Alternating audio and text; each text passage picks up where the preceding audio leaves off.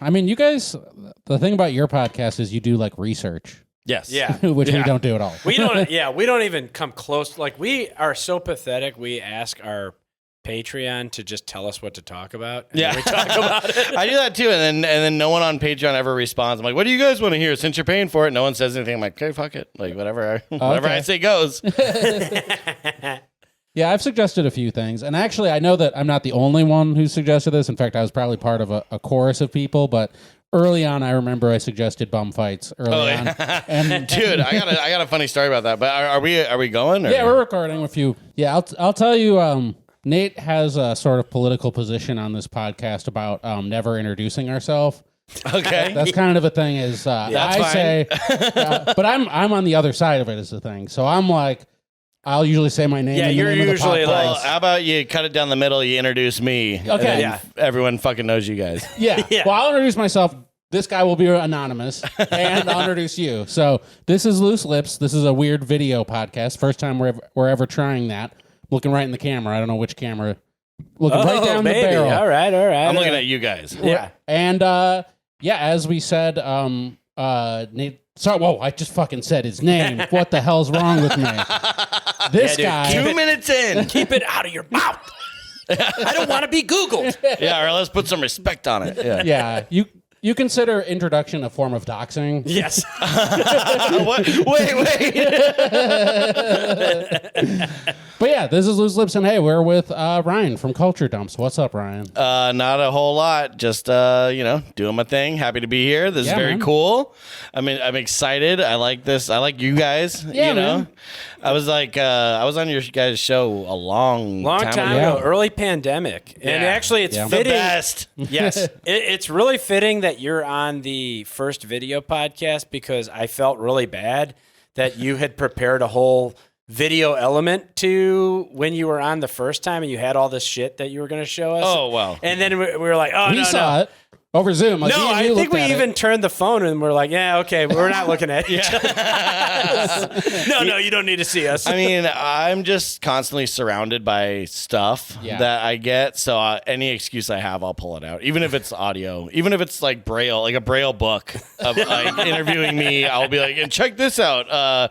By the way, it looks like this. Yeah. Can you please say, because you told us before we started recording what you almost grabbed before you came here? Oh man, well, well, there's a lot of stuff that I have, but I was like, and it goes into one of the things that I brought, but I was like, oh man, I should grab this like Liberace trading card set from the AIDS awareness trading cards, and I was like, it's kind of dark. They said bring dark stuff, and then I was like, oh well, I could also bring this Truvada promotional keychain. Truvada is PrEP. In case you don't know, it's like the HIV defense medication, and they made these like moped keychains. You know, and I was like, that's a weird thing. And then I was like, oh, and I also have the issue of the Hulk, where one of the characters dies of AIDS, and it's like the Hulk in the shadow of AIDS. And I was like, let's not make this like an AIDS show. Yeah. You know? That's all tragic. Yeah. It's a little too dark. You know, there's dark, and then there's like, oh, Yeah. You know, AIDS was the one thing Hulk wasn't strong enough to smash. he didn't get it. It was his buddy. But his blood transfusion made him turn into the Hulk, and then the other blood transfusion made him wither away. Yeah. Well, his condom expands with him, like his pants. Where do I get that? Yeah. I'm at like the 7-Eleven always. Oh, let me get the Hulk pack. It's like, are you sure, buddy? You don't strike me as someone that needs the Hulk. Dude, I would love. I'm not a big. I read a lot of comics, or I have in the past, and I would love to get the collection of awareness comics. Like I had the Captain America comic where he had asthma. Oh. We need to bring some awareness to this. Yeah, I got it at asthma camp. Oh, and it was like I think it was the reason I started reading comic books. It's like, oh, dude, Captain America, that jingoistic guy, him too. He has asthma. Yeah, with sick. asthma, We should invade Iraq. Just like, yeah. No, yeah, it's the awareness comics are a big thing. I mean, it's almost like the after school specials, you know, where it's like, let's just draw attention. And now we have very special episodes, right? And now we just have full series dedicated to something. Dude. And if you don't like it, you're fucked up. Kind of a thing. Ghost Rider has Lou Gehrig's disease or whatever. That's the fire. He's like, it burns every time I move. I got spina bifida. I just want like, you know, I don't know, like fucking, I don't know very many superheroes. Like I want Iron Man to have like gout and have like a gout issue. Gout awareness. He's just like, oh Jesus, my toe. I can't. I need the boosters on extra high now. Yeah, I can't walk. Yeah, too much liverwurst. Yeah, I eat too many dates in the desert. I got gout one time. Yeah, wait, what? I'll be honest. I don't know. What is gout, actually? So it's like the king's disease because you get it from eating like steak and like very decadent foods. Oh. And one time, actually, I was with our engineer today. Yeah. And we went to the desert to visit some friends, and there was a farmer's market, and I bought like 2 pounds of dates, and I drank like 45 Bud Lights and in a hot tub and ate 2 pounds of dates, and then I couldn't walk for like a week. What the hell? So gout goes away though. It does go away, and I've never gotten it back actually. But it took what was It's that? just 5-10 years wait. ago, probably. It's waiting. 5 years at least, and it took 5 years for my levels to go back down to normal. Oh my god! Because once you get it's called purines, I guess, and once you get your purine level high enough, then you're like, then you get the gout. Let me tell you this much, and this is a problem with American medicine. Wait, so what did you do? Switch over to like Chinese medicine? Well, that's what I should have done. I just prayed. I went to Benny Hinn, and he waved my gout away with a towel. Every year during my physical, I have to be blood tested for gout now because I had it the one time, and you get your free Obamacare physical. It doesn't cover the gout blood test. So gout is like the HIV of fat guy stuff. Yes. Like where it's like you have to keep getting tested just in case. And where's our prep? Yeah. I should be able to eat I'm about to go to fucking Laurie's. I need to take my prep. That's a pill you take, and then you can eat whatever you want, and you will not get fat. Yeah, well, it's a shot. It's called Ozempic. Yeah, Ozempic, yeah. Dude, did you see Fat Joe is now Ozempic Joe? He's just Joe? He's just Joe. He's Joe Zempic. He was on... Fat Joe had courtside seats to the Knicks game that I He's watched. Like, I can finally make it to them. Dude, he could be on the court now. Other than without making the boards pop up when he puts his big Fat Joe feet down. He's having a real moment in the sun, right? Because he's in the J-Lo. He's like her therapist or something, right? What? Wait. What qualify? Like, it's like Lamar Odom and Caitlyn Jenner started a podcast together. Are you serious? Oh yeah, and and it's like about issues or whatever. But like Lamar Odom started his own rehab. His first like main celebrity client was Bam Margera, who like escaped. Yeah, you know. But I love the idea of like Caitlyn Jenner and Lamar Odom. It's like I always liked Lamar. You know? He was always a nice guy. I like Bam Margera sneaking out and Lamar Odom going like, Bam! Bam, where are you? Get back here! I'm right here. Abe's gonna be so pissed. Today we're escaping rehab. Yeah, fuck, man. God damn. I know. Who would have thought that Steve-O would be like the shining example of sobriety out of all of them? I know that that's like a hack joke to make at this point, but seriously, you know. But it's bananas. It's also funny. Speaking of Steve-O, did you see that like Bill Maher, like invited him on Club Random, but he couldn't not smoke. Yeah, he could not smoke for like weed an hour. Yeah, he finally responded. He came out and said, I can't even remember what he said. Darn it. No, I think he just doubled down. I think he basically he did. I smoke weed. That's what I do. Yeah. But yeah. I don't change my show for the Steve-O's of the world. For the Steve-O's of the world. Oh, my God. It's like, you don't have too many Steve-O's coming on your show, but there's one, and you blew it. Yeah, I'll go back to Richard Dreyfuss. Yeah. Yeah. Oh, God. Most boring show ever. Dude, you couldn't pay me. When I was younger, I wanted to be like a smart guy, and so I thought that liking Dennis Miller and Bill Maher made me smart. Oh, and yeah, So sure. I thought you were going to say Richard Dreyfuss. Dude, I like argued with my dad like in vain so much when Dennis Miller was on Monday Night Football. I was like, he's actually good, Dad. Yeah. He's actually really smart. He's ruining the sport. he's bringing a really good element to football. We need this. We need like a high guy that. Emmitt Smith's running like the Attila the Hun. Fucking stupid. If you're gonna run like the Hun. Yeah. You know what I mean? Yeah. I get Attila the runs. You know what I'm talking about? I actually. You got to poop? I had a little bit of that. Well, you know, one aspect of getting older I've found is that I can't be like a garbage can for everything anymore. Oh, yeah. And like the bartender gave me the wrong drink last night, and I was like, oh, I'll be fine. No, it's fine. Don't worry about it. I'll drink anything. And I felt horrible. Wait, what did they give you? He's like castor oil. Yeah, it was bleach. He gave me the under the counter borax. No, it was like he poured me like a really dark beer, and I was like, that's not what I ordered. No, that's poop juice. Yeah, pretty much. Yeah, and I think it was like all date juice. Like a Guinness? It was kind of, it was heavy, whatever. I don't like that stuff. Give me a High Life. Yeah. Shout outs to High Life. Yeah. And whatever the worst alcohol is on the side. And I'm fine. It's good. It's good. That's what's preserved me. Like, yeah, if someone gives me like a gnarly IPA or something, I'll be like, oh, that sucks. But it's not going to like hurt me because of all the punishment I put myself through on a daily basis. Yeah, you've trained. Like my liver and my nose, you really can't hurt anymore. Like, I dare someone to try. Well, I don't. Like, I have like this bit about I had to quit doing the nose stuff because the fentanyl thing got scary. Oh yeah. And I was getting those tests. You could test it, but the problem is you got to like waste some to test it. Yeah. So Not I worth came up it. like my new test is you just do some and then you wait a second. And like if you didn't die, like just keep going. Dude, that's how I eat everything because I'm allergic to nuts, so I'm always just like, Yeah. Well, you might. That'll be good. I'll be good. Well, like how like some like kings used to have people who would taste their food. You need like someone to do your little bit of coke for you. Well, that's the thing with my system. You're like the king and the tester. Like you get to test it and you get to do it all.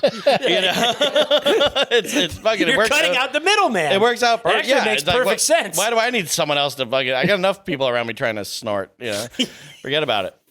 Because we brought up the topic of pooping your pants, this actually goes to something that one of our patrons brought up.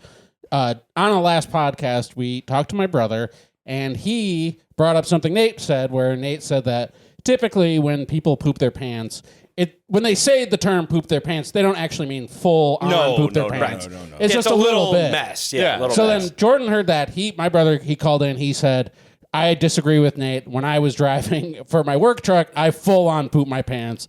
And like took a went like you don't poop your pants when you do it. You took a poop in your pants. Right. You know what I mean? There's a difference between like when I do like it, a sneeze or like so I've pooped quote unquote my pants in 3 different countries.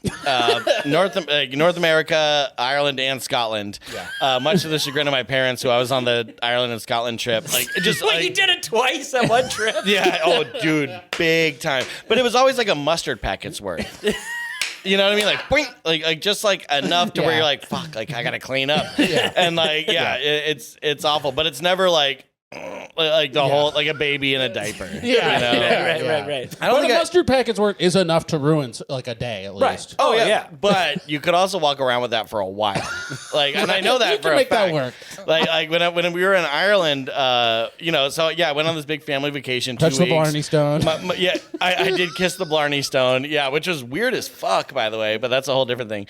But I didn't know you had to climb to the top of a fucking castle to do that shit. Oh really? And, it's on it's not just like a rock. It's a part of a castle, and it's on the very top. And you have to hold a rope while you climb around these tiny spiral staircases, and it's a line from top to bottom. And my dad's just like, this is bullshit, like barely able to do it. But then there was like these 2 blokes that would like hold you by your belt, like because you have to lean off of the thing, like. You know what I mean? Yeah. Like, you have to lean, like hang, and so there's a gate there so you don't fall off the fucking castle. Yeah. And you kiss it, and then they like just spritz it with like sanitizer and like wipe it down, and then the next person comes. Like, yeah, dude, it's ruthless. But anyways, it's like they're running a train on the stone. Oh, for sure. Yeah. Do you think the stone wants to be Blarney kissed? 500. Yeah. Dude, so my brother and I, we land in Dublin, and like we have a day before all the shit starts. So like, well, and my parents are like, okay, well, you guys can go do whatever. We're gonna chill in the hotel room. Like, Connor, let's fucking go out. I had spent the night before getting absolutely smashed with my girlfriend, my buddy, James Ford from the Stay in School podcast. Oh, okay. But fucking like, because the whole thing was my parents were like, we're picking you up at 4:30 a.m. So I was like, okay, I either go to sleep or I stay up solution, the whole time. yes. Yeah. But then I fucked that up because I was like, I got half an hour. I got to lay down. Dude, I woke up and I was instantly the most hungover ever. Yeah. And we finally land in Dublin, blah, blah, blah. We're walking around, and me and my brother, we get up to a gas station called Emo's. And I was like, oh, that's hilarious. Like, I was an emo kid. Like, let's get a picture of me. I'm like this, like smiling, thumbs up. And then I fart and shit. And like, so the picture of me is just like oh my God. Yeah. And I was like, Connor, I pooped my pants. And he's like, no. And I go into the emos, and they're like, no bathroom. I can't do an Irish accent. I just sounded, I don't know what I did. But we're like a mile and a half away now from the hotel. So we had to walk all the way back, dude. And this is a move I learned early on. If you poop your pants and you have a knife on you, always have a knife on you, fellas, ladies, anyone. I'm really curious where this is going. So I got into the hotel room. I'm like, dude, like I'm wearing like pull-up Doc Martens and stuff. I'm like, I'm not going to get undressed. So I just take the knife out and cut my underwear off. Oh. You know, so I don't have to like get disrobed and I just throw it away. So that's one pair of underwear I brought that never made it back from Europe. And that would be the first of two. Damn. But dude, mustard packet, just... and it takes forever to clean up, and it's like always bright yellow. I don't know how gross you guys want to get. It's a loose meats podcast. But yeah, no, I didn't take a dump though. That's the point I'm trying to make. It's just a little. And then I taught my brother how to pee in public, and I was like, never stop moving. Like you walk while you pee, and you just like kind of spray it everywhere. But the weird part about Dublin was like we were walking by so many like first floor apartments. So like there was like little kids like looking out their windows, like, and I picture them like, I don't know, doing this Irish kind of like musical moment where it's like, maybe somewhere out there's somewhere for me. And then I just walk by like just like pissing all over their window. Like, just ruining the magic. Reverse street sweeper, like the one time they ever see an American. Oh, they saw plenty. But no, again, you don't take the full poop. Right. And if you do, you never take the full sorry poop. for Right. you. So my brother claimed he took the full poop, and then here's where it gets more complicated. Then Nate asked, in rebuttal to this, he said, rebuttal. Sure. He said, did any get through your pants and then into the seat of the truck? It's a work vehicle. It's a work vehicle. And Jordan claimed, no, not at all, not a drop. And then one of our listeners was like, that's not possible. I one time was at work and pooped my pants, and it actually so ruined the office chair that I had to send an email. So he's actually in an office, like with a bathroom nearby. Like I'm not the same as being on the road, but also denim is kind of like Kevlar for poop. Like you could shoot a bulletproof vest and the bullets aren't going to penetrate it, but it will break your bone. It's the same thing with pooping your pants. It's like it's probably not going to get all the way out, but it will. Break your spirit. So should we? We need to find out the fabric. Yeah, and I probably shouldn't actually say the name of the listener, but it's is the one who pooped his pants so bad that poopy pants. Your office had to get a whole new chair. We don't have the budget for this. You get one, okay? One a year you can ruin. But I think that's good because I think it's your own like protest against modern capitalism. Yeah, you know what? Sure. Fuck it, buy a new one. Yeah, get a new chair. Dude, I don't care. You're you basically for Rage Against the Machine. But are you gonna dock my pay? Shit against my pants. I'll rally the troops. I'll rally the boops. I'll rally the boops. Rally around the family, pants full of shit. I don't know. I come from a long line of pants shitters, though. It's not just like it wasn't just me. It's the whole deal. My brother, I guess it skips a generation because he hasn't done it. Yeah, but I think he's just scared. Just poop your pants. If you're clenching, it's a family tradition. It's hard to enjoy anything when you're that clenched. You know? Please, exactly. Yeah. What am I supposed to do? Hold it? No. Yeah, come on. You're in a different country. When in Ireland, poop your pants. That's what they do. Yeah. What? These people are ever gonna see me again? No. But then in Scotland, I did the same thing. thing. Like, because I spent all night fucking drinking, and then my parents are, okay, we're getting on this 12-hour bus tour to Loch Ness and shit in the morning. So we're walking, and I'm like, I can let this little fart out. Mustard packet. And I'm like, oh, God damn it. And I told them, but luckily where we met the bus was at a coffee shop. Again, my dad, though, being the, pants shitter that he is, he had got us all Swiss Army knives because I guess in Europe you can't carry a knife unless it has other tools on it. Yeah. So he got us these, so we're always armed. My dad's like that kind of guy. And so, like, I had this Swiss Army knife on me, and I, cut my underwear off again, left him in the Scottish fucking coffee shop bathroom, and that's now 2 pairs of underwear I brought with me that I left. Man. Much respect to your family for like being open and talking about it, giving each other knives. My mom was like, you pooped your pants again. She was all bummed. And then I had to go commando for this 12-hour trip to Loch Ness. I was like, this sucks. Like listening to like Red Hot Chili Pipers like in the van, if you know what I'm talking about. It's like all bagpipe cover band. Yeah. Hell yeah. But then I think that the bus driver on that tour, this is so far off, but the bus driver, I think he was drunk because he was like hauling ass, and my brother and I kept looking at each other like, what the fuck? And like at one point I saw him like one-eyeing the road. Oh, and no. I was like, oh shit. And at one point he's like, who wants to hear some Creedence? Everybody likes Creedence. It has nothing to do with Scotland or Scottish heritage. And like, we're just listening to Creedence Clearwater with guys blazing down the fucking highlands while I'm not wearing underwear. Yeah, insane. But anyways, thanks for having me on the show. Thank you so much.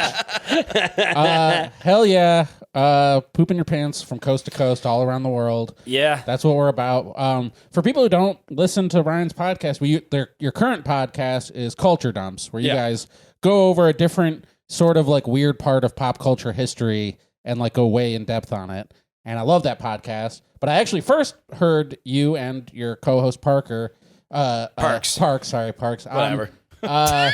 Whatever. On Podcast 99, the Woodstock 99 podcast, which was amazing. Thank you. Yeah, I mean, we still do it. We still do it. Like, actually, I have 2 interviews coming up this Friday, but now it's like I don't seek it out. Like, I'll never get sick of talking about it, but like, I'm not going to rewatch every act again or anything, and I really thought I was totally over it until back in early 2020, we worked on a documentary called Burn It Down, and we were research consultants, and we were like, oh, sick. But then Netflix hit us up, and they're like, do you guys want to be research consultants? We already signed this contract. I was like, fuck, God damn it. So what they did was just listen to our show and took all of our guests, which was the thing. But the movie that we did work on never got released because HBO jumped the gun, put one out, then Netflix. So then the company that was doing the one we worked on was like, well, not a great time to put out a Woodstock 99 documentary, but they did show it for 2 nights at Alamo Drafthouse. So I got to see it, and watching Korn play Blind in a movie theater, I got goosebumps, and I was like, I still fucking love Woodstock 99. Like, I'll never not like it. But I mean, we still interview people that went and worked at it and played at it and stuff, but I mean, 25th anniversary is coming up in July. Right. Yeah. So, which is like mind blowing to me because our first show was the 20th anniversary. Yeah. Oh, wow. Like, we're still doing this shit. But luckily we have Culture Dumps to like pad it out. It's not like all I'm doing. All Woodstock. I mean, your commitment to going through the like day-to-day, the absolute minutia of Woodstock, like it was weird because your enthusiasm carried me through a thing that I actively decided not to go to. Like I'm older than you, I think, and I like could have gone to Woodstock 99, and I was so jealous of everybody older than me who went to 94. Oh, sure. And then when I saw the lineup, I was like, I don't know. Little did you know, it wasn't the lineup that was worth going for. Exactly. Like, I think about it often. I have a friend who went, and we've talked about it. Just Woodstock 99 FOMO 25 years later. And everything she said about it, I'm like, oh, tell me more. And it is that weird enthusiasm that I picked up. Well, I didn't learn enthusiasm from you, but I was never excited about anything. But then I saw you talking about Limp Bizkit, and I was like, oh, okay. Yeah, I think for the 25th anniversary, we want to do something. I mean, obviously, I have a couple of interviews from people that went coming up. One guy, Babu is his name. He was a T-shirt vendor, so I'm very excited about that. Awesome. Yeah, and then another guy who hit us up. whose sister went when she was 14. So I can't wait for that. Like that's gonna be fucking sick. But yeah, I mean, we want to do something. So I think we might do like a set commentary, like a watch along thing for like Limp Bizkit or something like that. Yeah. But yeah, I mean, now Limp Bizkit is like going through this renaissance, because of that. Yeah. It's straight up like I saw Aggro Drift the other day, and I was like, it just to me was like, damn, it is so much the Limp Bizkit music video, the movie. Yeah. And like, and I say that like lovingly, but it's like, it's really amazing to me that time that like, it was like the first time in my life where I was like, you know what? I'm actually above all this stuff. Like, I don't like mainstream culture. Yeah. I need to listen to the microphones instead. And then now, loser. Yeah, exactly. Exactly. Everybody was having fucking fun. Yeah, now it's back. Well, I have this thing where like I always say like you know, like the cliche, like, oh, I liked that before it was cool. Like I say that about Woodstock '99, but all that means is I liked something that wasn't cool. Right. Like, you know, it just so happens to be cool now, but I liked it when it wasn't cool. Therefore, I was not cool. Yeah. Yeah. But yeah, I mean, they're fucking killing it. I mean, it's all back. It's really crazy. And it's so funny. It was like, of course, when like all this like new metal and everything's coming back, that's when like we're like taking like a break from Podcast 99 in a way. I mean, we do it when someone comes around, but yeah, it's not something we're normally doing. And now with Culture Dumps, we like the next one we're doing is Harambe. Oh, right? okay. So it's like so modern, and that's why I like Culture Dumps. It gives us the opportunity to go back to the 50s or do something that happened yesterday. Yeah. You know? Yeah.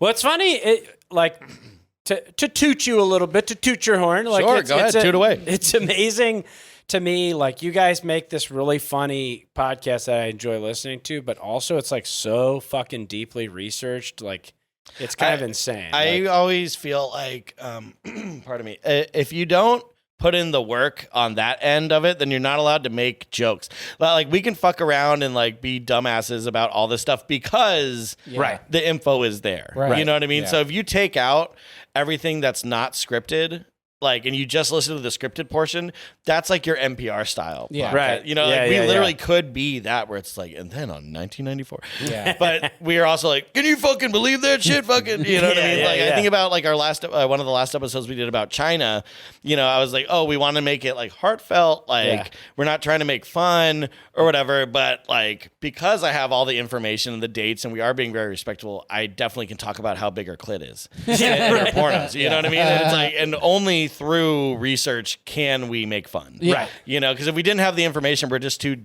dickheads making conversation. You know what I mean? And that's the thing, because in the research, you find out how big her clit is, too. Yeah.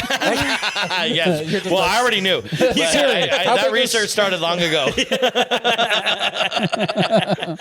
But yeah, I mean, and that's like, it is fun for me to research stuff. And sometimes I'll like work really hard on something and then like, another topic will pop up and I'm like, fuck it, that's the one. Like I've worked for like over a month on research on something that we've never put out because something else takes over. And then for like, I can get the same amount of research done in 3 days just based on raw enthusiasm as opposed to like pushing myself through it because it's something I know we should cover. Yeah. That's interesting to me because I've heard you say that there were slogs, like there were difficult ones where it's like, oh God, I gotta learn more about this shit. It gets all, and also my process, like I hand write all my notes. Like I do all the research, I hand write it, and I know that if I have over 2 pages of handwritten notes, then that will equate to about 8 to 9 pages of typed out script. And after I break 8 pages, that's an episode. You know, anything less than that, I'm like, oh, that's only gonna be like 30 minutes, whatever. Like I have it down now. Right on, you know what I mean? Nice. And also like with Parks living in a different state, like he hasn't been on everyone. So like I'm always trying to find, you know, someone that knows a little bit of something about something, you know? So yeah, it's a thing. Yeah. I was like, I was very enthusiastic to know that you have gotten into wrestling. Because I mean, wrestling to us, like we talk about it all the time, but it is like one of the best, like, weird pop culture corners that. Like, well, and it's rare that it crosses over. Yeah. You know what I mean? To where, like, everyone knows who China was. Like, you know, we did David Arquette versus WCW. That was another one. Yeah. You know, so it's like every once in a while there's something that even like I love the show Dark Side of the Ring, right? Yeah. Oh yeah. And I feel like you could watch Dark Side of the Ring not knowing anything about wrestling and love it. Yeah. You know, because it's bigger than just what's happening in the ring. So yeah, I mean, wrestling is always going to be like right in there. Yeah, I'm paying so little attention to modern wrestling though. Like, what is going on like with wrestling right now? Well, in WrestleMania, I don't really watch it either, and I don't really know. But I know that there was a big match at WrestleMania, and they brought out like all the stoppers. It was like John Cena came out, The Rock came out, and then the Undertaker came out to stop The Rock, and it's like, holy fuck. So for former guest of this podcast, Sean Muscles, had a big birthday a few years ago, and we went to like the very first event at Allegiant Stadium in Las Vegas. They had SummerSlam. And I hadn't been to... David and I saw a Royal Rumble in 2006, I want to say, in Detroit. Something like that. And that was like the last like big WWE event or whatever. And I went to Vegas at this new stadium, which in itself was funny because... they couldn't, they didn't have working toilets, and they couldn't sell you food or drink because they didn't have Wi-Fi. So you were just like in a hot box. They also built the stadium hungry, thirsty, and full of piss and shit. yeah. And they also built the stadium to save space and to pack more people in. They built it like with like an extra or like less than 2 inches less than normal steps. So it's like extremely vertical. And like one of our friends started to get vertigo, and we were like sitting way at the top, and like he's about to tumble. In the people's nosebleeds? He was, in the people's nosebleeds. And then we finally get up there, and it's a 5-hour fucking event, and it's all commercials. Dude, it is so crazy how bad the production is, and it's all like, what do they call that shit? Like VR or altered... augmented reality.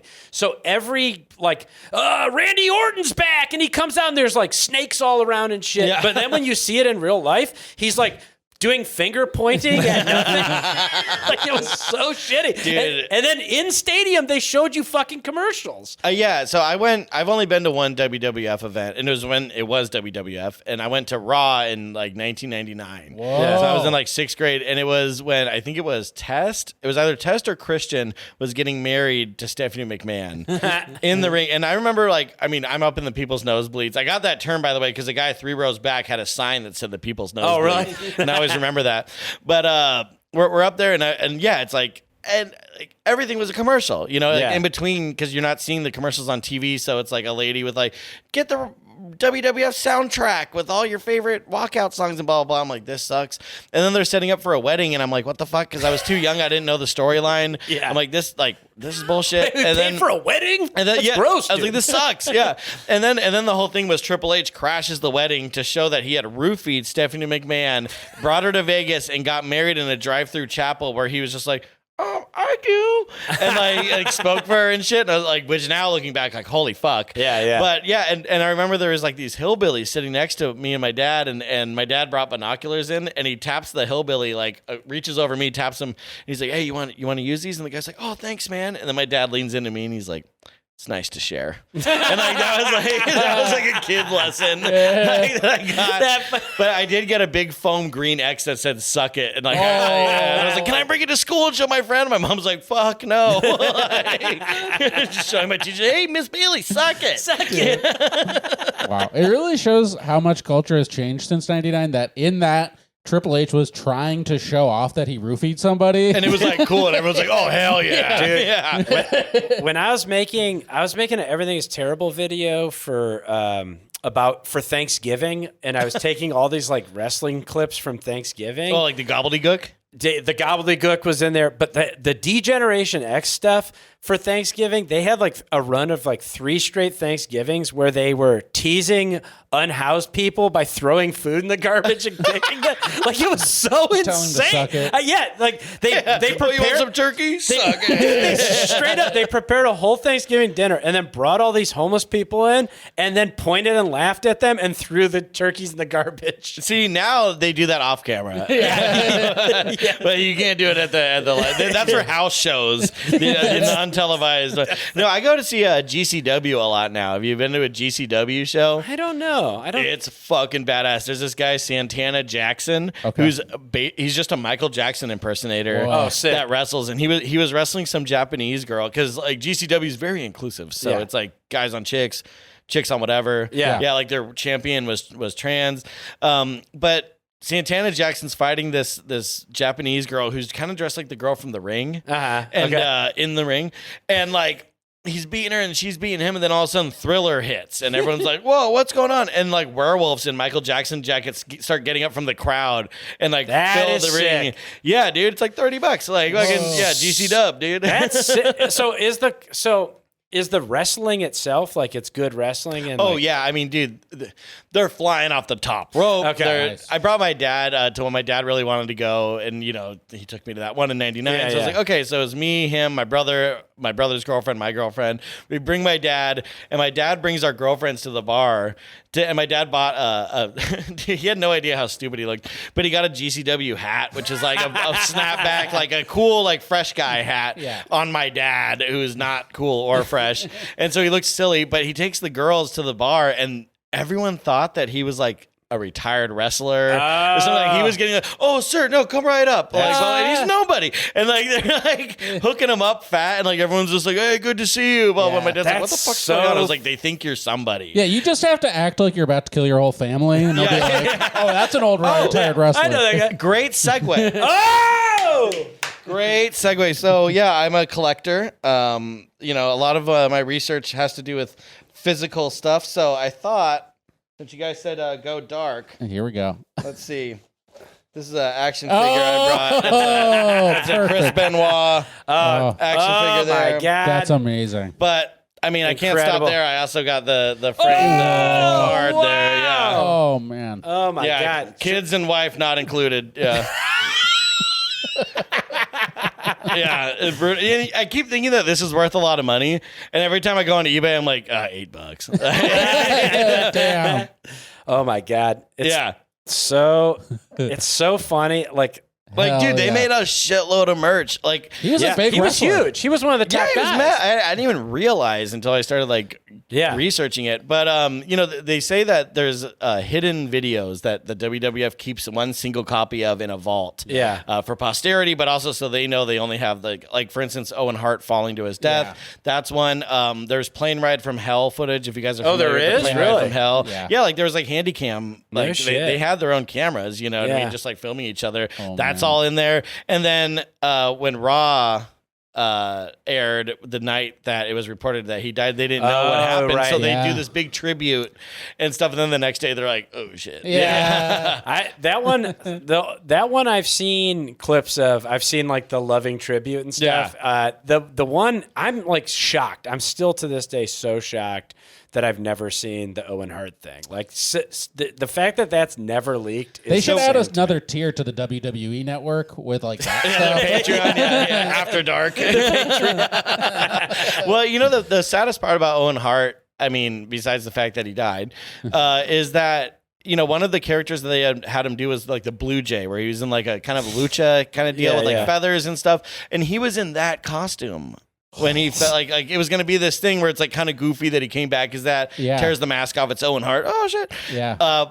So he died in like his most embarrassing character, like the thing that he hated. Like, yeah, exactly. It would be like if the Shockmaster like actually died when he fell, which honestly might have been less embarrassing for him. Yeah. The Shockmaster. Oh my God, dude, that is one of the best. I love it. Shockmaster, and then Booker T calling Hulk Hogan the N-word. Like that is up there with like the top funniest fucking videos of all time in wrestling. Because like instantly right after he says, he's like, oh shit. Like, he like grabs his temples like, oh fuck. Yeah. He probably heard Hulk saying it. So inspired him. He's like, well, I guess it's cool. Hey, he can say it. Like Booker T has to ask Hulk if he has the pass. He's like, would it be cool if I if I took the reins on the N-word tonight. Jesus Christ, dude. Oh man, yeah, no, but I fucking love wrestling. I just love the culture of it and all that stuff. It's like sports, regular sports doesn't have that. You know what I mean? Because these guys are actors and they're rock stars and they're athletes. Yeah, it doesn't exist like that anywhere else. Because like I feel like a wrestler can get super fucked up and then perform hungover. Yeah. Whereas if you're gonna play the Super Bowl, like you cannot. No, right, you know what I mean? Yeah. I went to. I wish I knew if it was GCW. So I went to. I've gone to What is it? Wrestling Pro Wrestling. Wrestling Pro Wrestling. And that one is like, it's really fun and silly. And it actually turns out it's like a former wrestler from the WWE who got let go. And what I didn't know is because he was denying the Holocaust. Whoa. But yeah, he had said some things on a podcast. It turns out the numbers were somewhat exagrated. Wait, I'm getting deja vu here. Oh God. Brian Kendrick, I think his name was. Oh man! But he's since recanted that. But he also has he wrestled as Mel Gibson. Yeah, that was his in-ring name. He also performed the crippler crossface. But this one is really silly. Like, so the wrestling itself is not really good, but like it was funny because like it was right after Queen Elizabeth died, and then like her ghost came and like blew up the ring. It's and like stuff. a Gwar show. Yeah, it was really fun and funny, and I enjoyed it. But it did lack the wrestling. Like because they have like big, like a Gwar show, they have big like vinyl costumes and like there was like a big that's cool guy, like a giant Pop-Tart wrestler. I used to go. Well, fuck, what was it called? It was called like something Power Fist or something. It was out in New Orleans and it was drag queen wrestling. Oh, sick. And they would do it once a year. And I remember I went one year and Susan Sarandon was there and I was like, what the fuck? It was like in a warehouse, like in fucking in New Orleans, like with all these drag queens, and the drag queens would go all out. Like one was named Dippin' Dots, and she took like ball pit balls, all pink, blue, and white, and made like braids out of them, so it looked like Dippin' Dots, and like was like smashing people with them. That's sick. There was one or two drag queens. They did like a Siamese twin thing. I mean, conjoined twin thing, and where they were like hooked together, and they had like a routine worked out. I'm like, this is like that's amazing. Really no difference between this and like going to an actual wrestling show. Yeah, it was fucking dope. But yeah, you never know what you're gonna get at these independent thing, like the micro wrestling, you know. Oh like, yeah. Like that shit's nuts. They have their own reality show now, which is like it's half of these, man. Speaking of, okay, so I had an ex who worked for Nielsen, like the ratings company. Oh, I thought you meant like the band with the two twins. The blonde hunks. Yeah. Turns out they were wrestling fans. But she worked. There was like a pitched reality show about Billy Corgan's wrestling. That's happening now. Oh, it is happening? Now. Yeah. We watched the pilot. Yeah, we watched it. They made a pilot of it like 8 years ago, I want to say.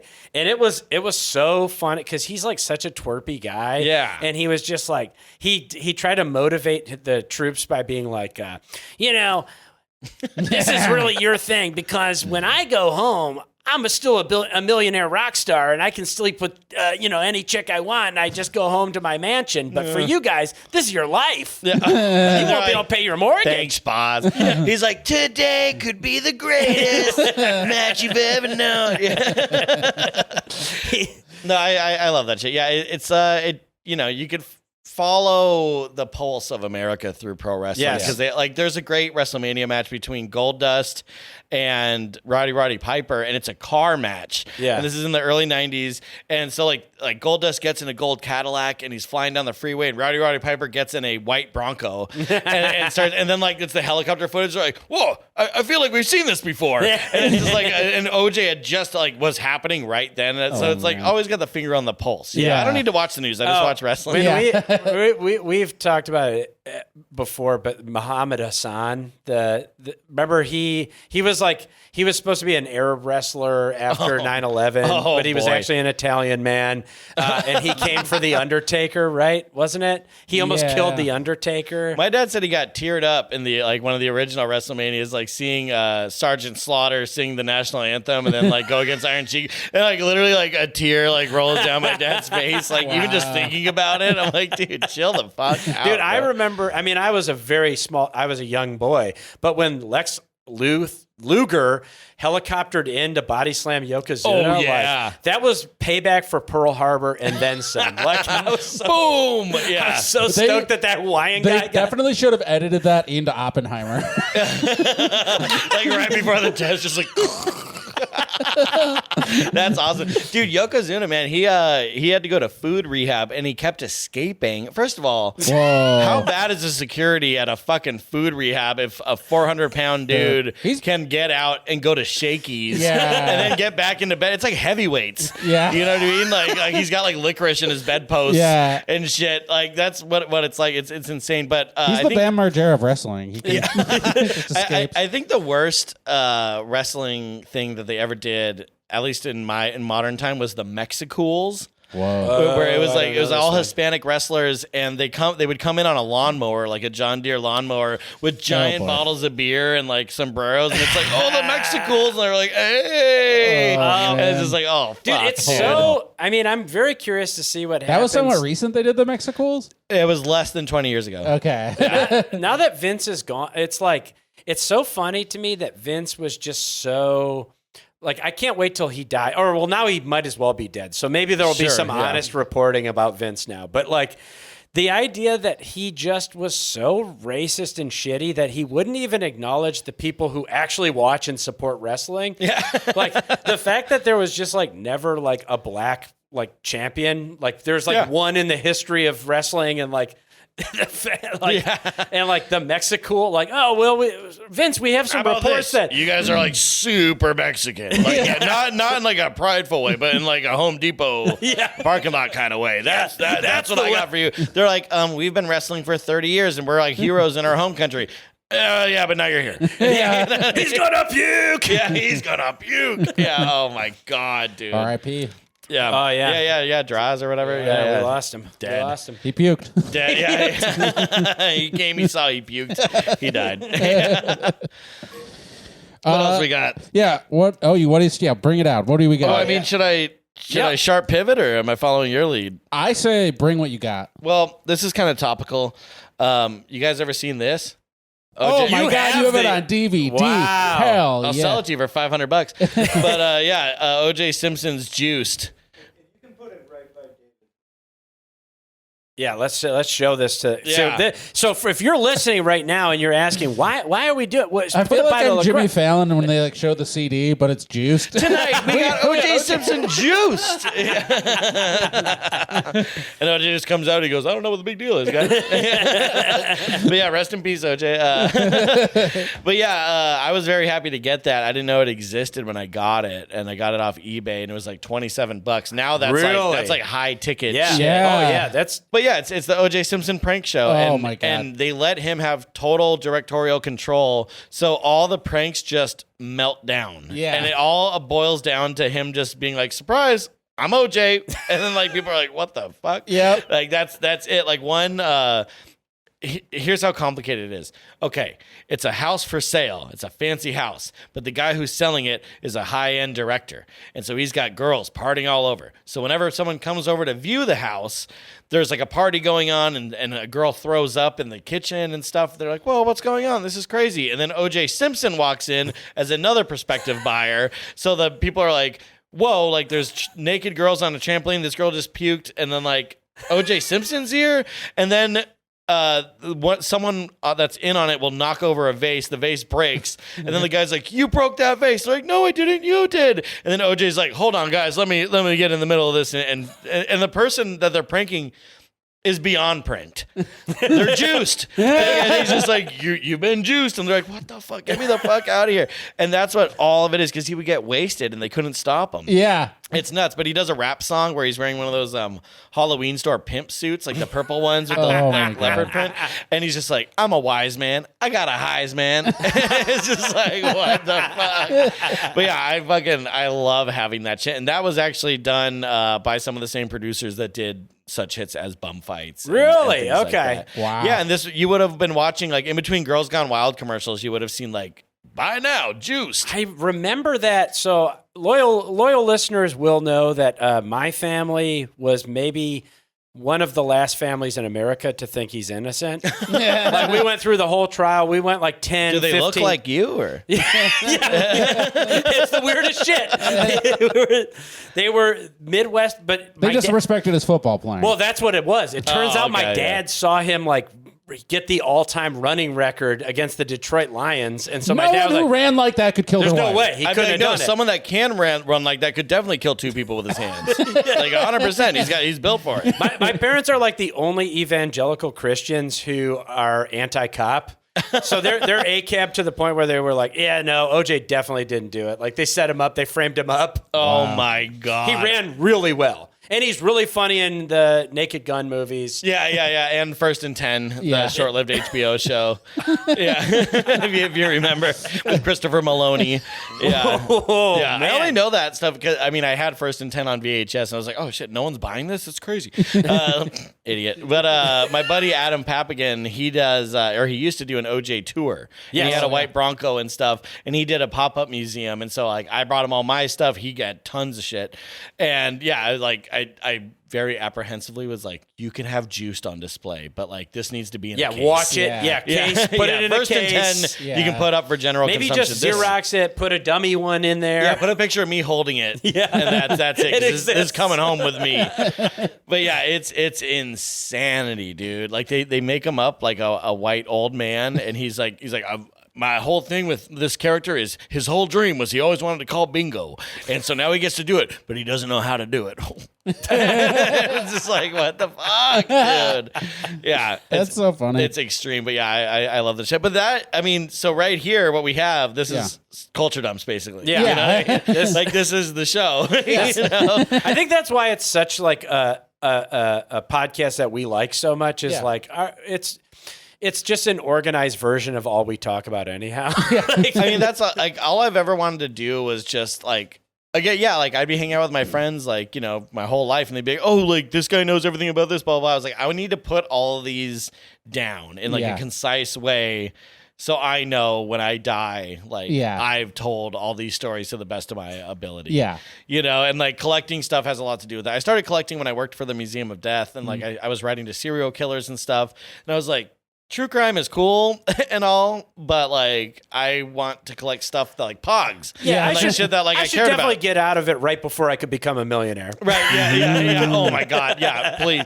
Well, you know, the thing is with true crime, it's like, oh, you like it, but like you don't want to write to a serial killer, and then like you still want to say I'm weird for doing it. Meanwhile, you consume hours upon hours of this shit and enjoy it. Yeah. Like it's fucking crazy. Actually, I was working on a documentary about it. It was it never came out, but it was a big deal thing. There was a lot of big people attached to it, and it was going to be about true crime fandom. And we actually found that there were studies done on the brain where they found that people that listen to true crime, it's a very interesting release of brain chemicals. Where really? on one hand you have like the adrenaline rush of being afraid, while on the other hand you have the serotonin pumping from like calm, relaxing, like ASMR type levels of sound. Oh, weird. So when you listen to like a true crime podcast that isn't like, say, a Last Podcast on the Left or something where they're joking and it's like serious, you're calmed down but also super heightened awareness. So No like shit. this is a unique high that you only get from hearing shit that freaks you out. Yeah. Toxoplasmosis for serial killers. Yeah, it's crazy. But then,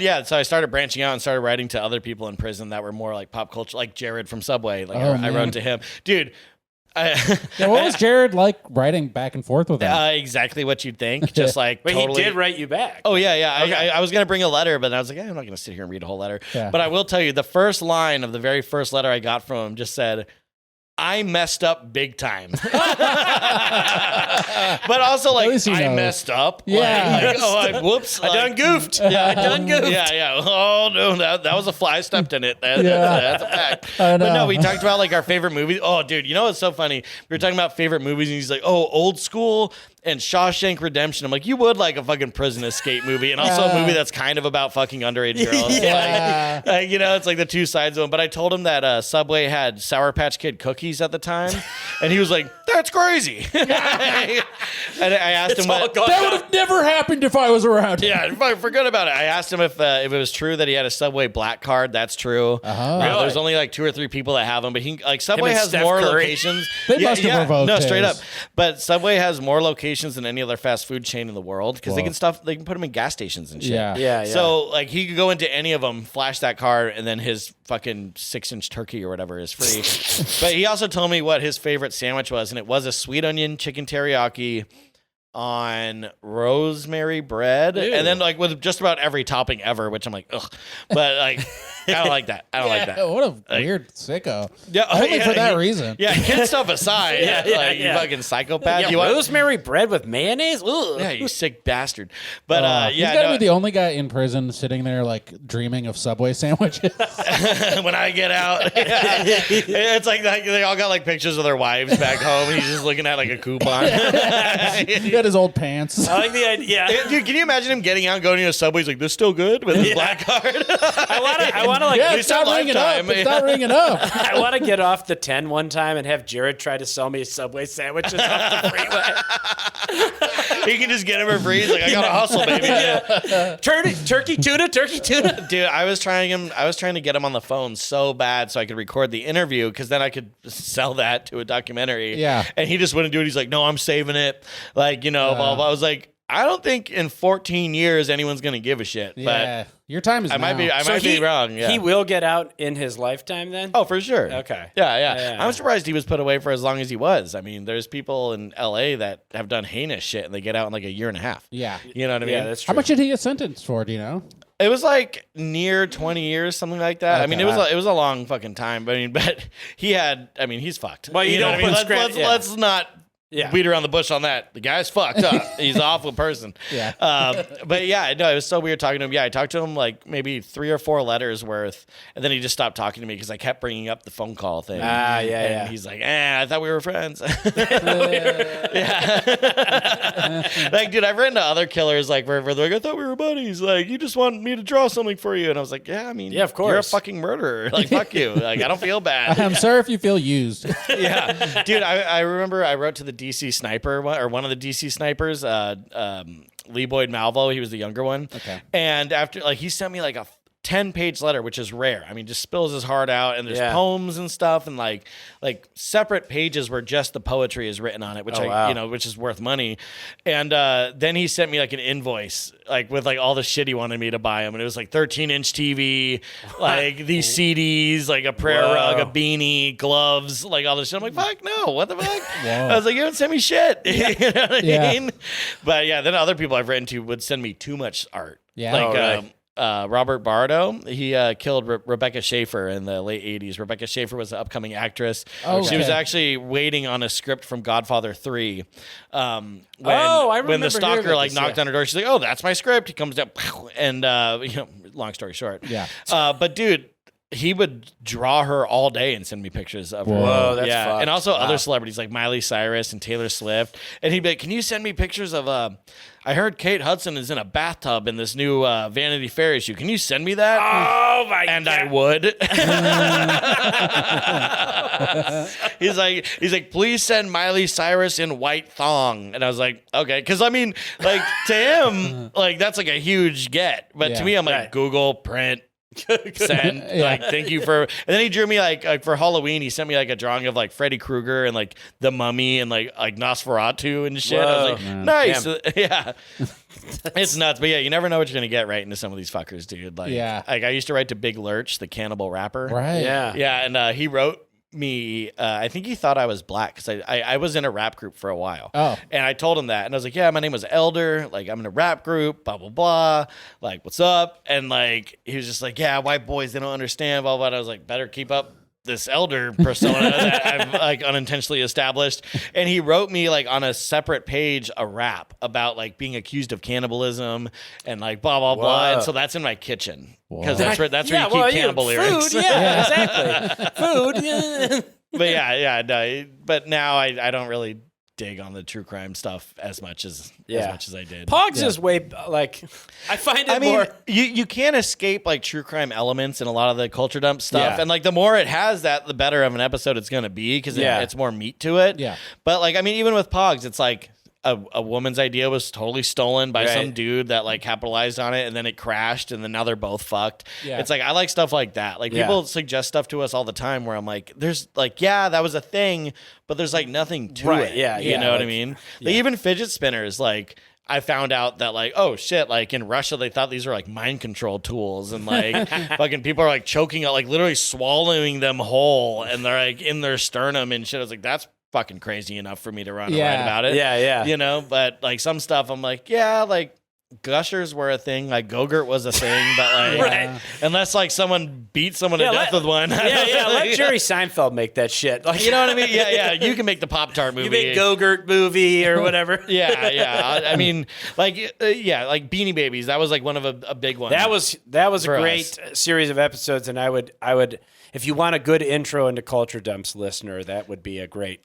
It's like a 3-part series. Yeah, that was the first 3-parter It- we did. We've only done one other. Like Anna Nicole Smith was a 4-parter. But yeah, like usually, like I know if it's like I can tell when it's going to be a 2-part. And Beanie Babies, I knew was going to be 3 because I wanted it to be because it's so bad. Actually, speaking of Beanie Babies, Oh, here we go. what? I mean, you guys listened to the episode. Yeah. Princess Diana Bear, right? Right. Made in 1997 after the tragic death of Princess Diana, the Queen of People's Hearts. Sure. Right. But they also made 9/11 Beanie Babies. There was a red one and a blue one, and all the proceeds went to the Red Cross. Whoa. Great. You know, they were called the America Bears.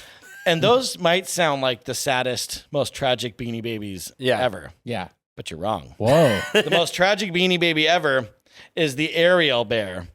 And the Ariel Bear came out, I believe, in 2001. It's named after Ariel Glazer, who I believe was 7 years old.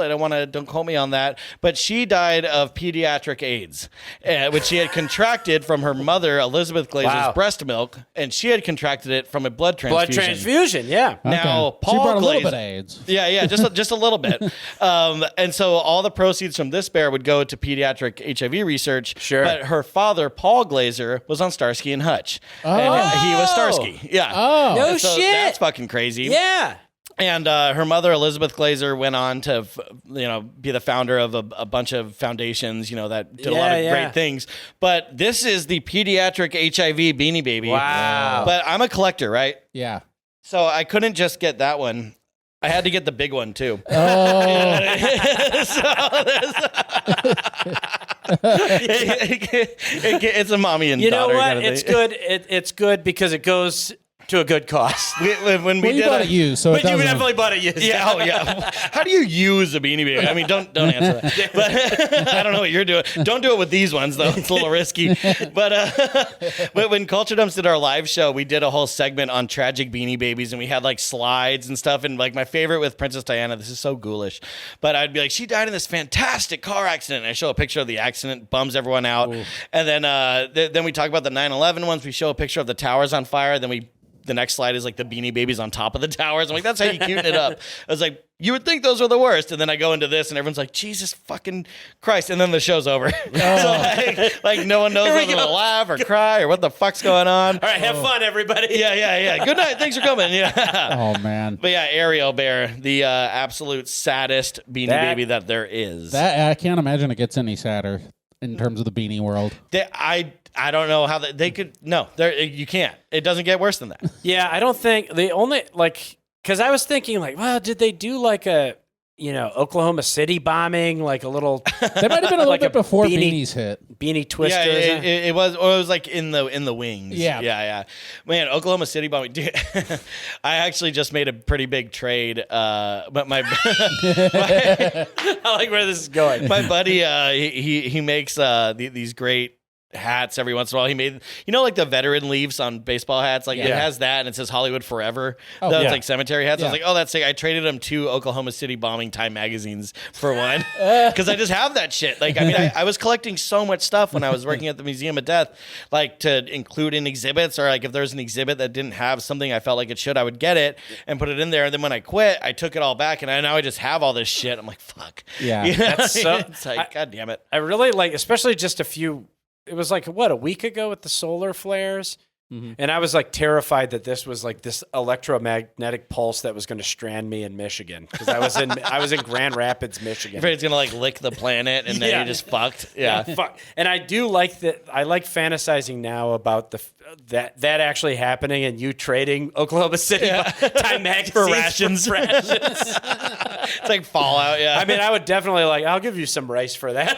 Dude, my dad, he's like big suburban survivalist is what I call him. Sure. And like he's always telling me, oh, you got to have ammo and you got to have fucking water and like all this shit. And you know, money's not going to be any good and like all this stuff. And I'm like, well, then why do you have so much cash? Like, you know, with all your survival shit. And my mom's like, because people are stupid and it'll be good for a little bit. Like, holy fuck, dude. Like, I wasn't even asking her. She just like chimes in with that shit. Like, my dad's saying.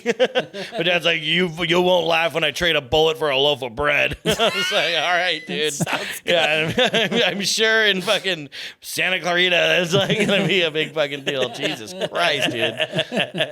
It's going to be Mad Max in like 2 weeks. Yeah, dude, fingers fucking crossed. I'm ready. I don't know about you guys. Better cut my own. I actually did buy a stove today. Oh, yeah? I bought I had an REI coupon and I bought a fucking stove, butane stove. So yeah, I'm ready. As long as you have butane, you'll survive in the end times. Well, you just go knock on your neighbor's door and be like, hey, dude, you smoke wax? And they're like, yeah, why? And then you take their fucking lighter. Oh, yeah. Try and do dabs in the end times. Dude, you want to talk about dabs, dude? I worked at a weed store back when dabs were invented. This is how old, I like to, that's my gauge of saying I'm old. Like, dude, I was around when, like, and we were like, what the fuck is this crack shit? And the guys that would come in, they'd have like burns all over their faces. They're like, this shit's bomb. And we're like, what is this? Like, what are these boogers that you're trying to sell us? And they're like, well, you take this glass wand and you want to get it red hot and you touch it and you have a straw. We're like, this is heroin. Like, this is literally black tar heroin.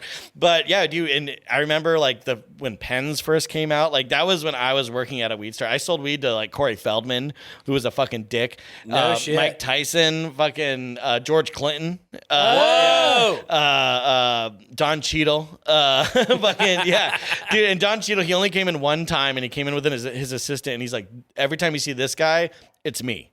And we're like, okay. And then because he didn't want to be in there because this was like medical card shit. Right, you know? yeah. And, dude, oh my God. I remember they wanted to film a pilot for a reality show.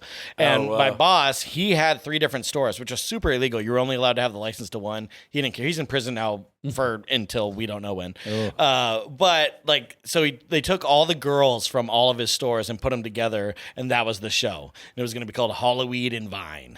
And it was like about women working in medical marijuana, but we couldn't show so much shit because so much of it was like just straight up illegal still. You know, it was all sidestepping.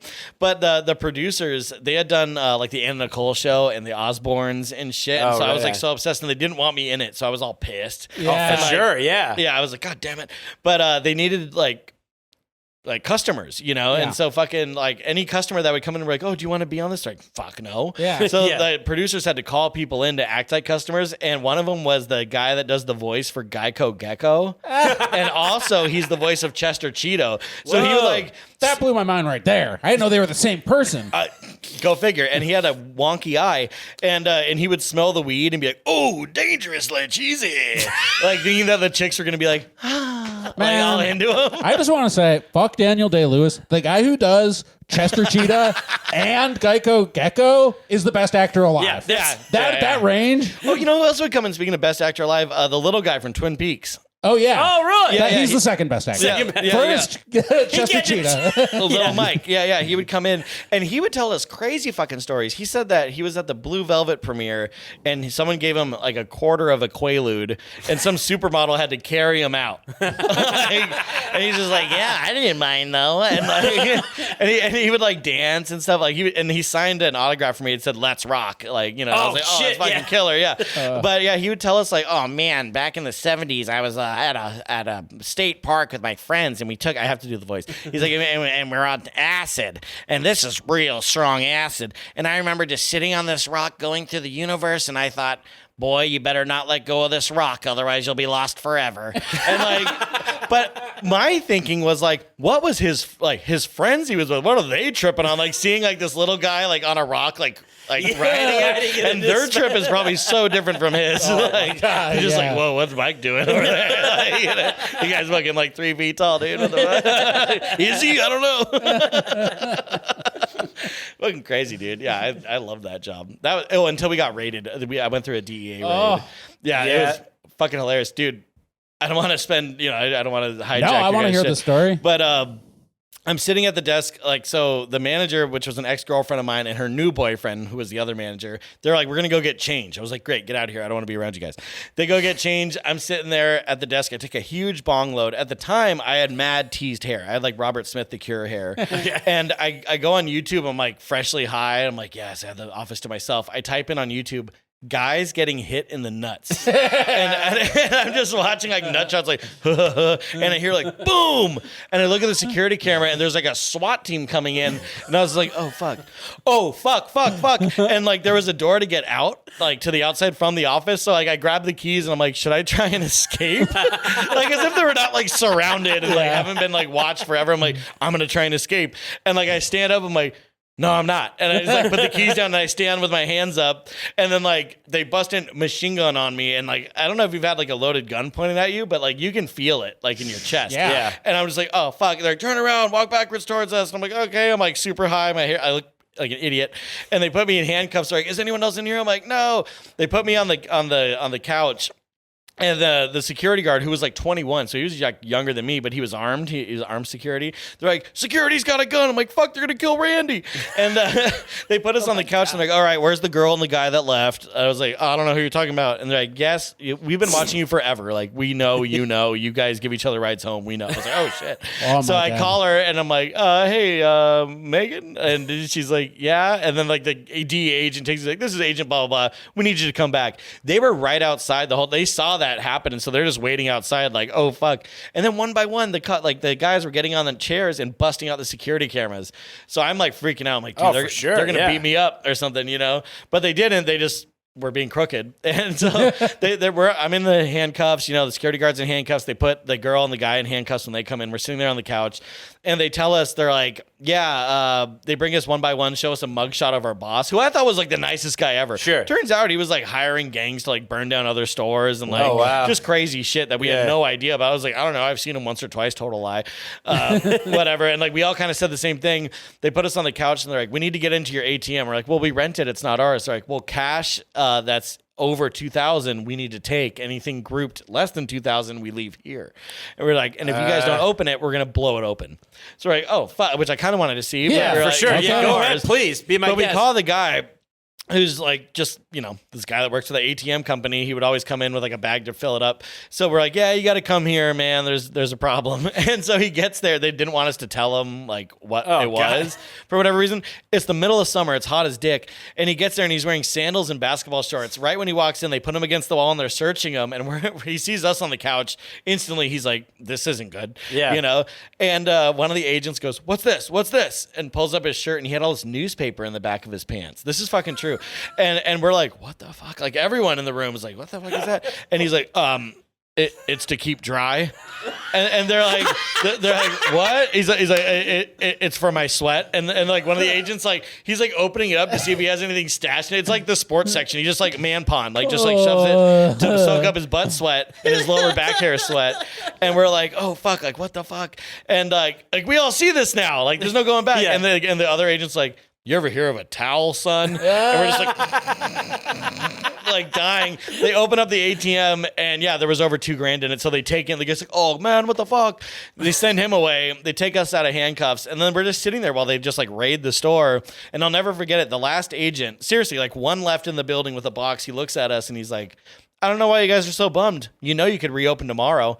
And because that was the culture at the time. Like, yeah, you get rated, but like they're not going to come back the next day. And then he leaves, and it's like a season finale of a show. Like we're just like that was the to be continued. You know, it was fucking nuts, dude. I mean, it's all worth it to make a DEA agent touch a bunch of butt sweat. Dude, it was hilarious. Dude, but then I thought back to the first thing I ever did for that boss, which was he had a store on the Sunset Strip right across from the Hustler store.